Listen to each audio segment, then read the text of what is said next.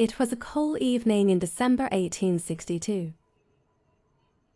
Snow was falling softly outside. In a small wooden house, the sisters were sitting near the fire in the living room. The fire was warm, and the girls were talking together. Their names were Meg, Jo, Beth, and Amy. The girls were not rich. Their father was away, working as a soldier in the war.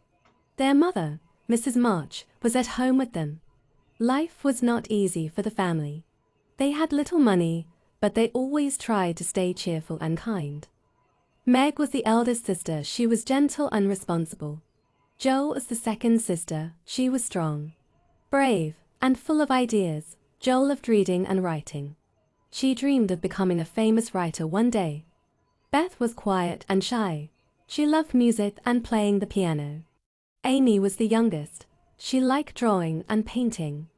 But she was sometimes proud and wanted beautiful things.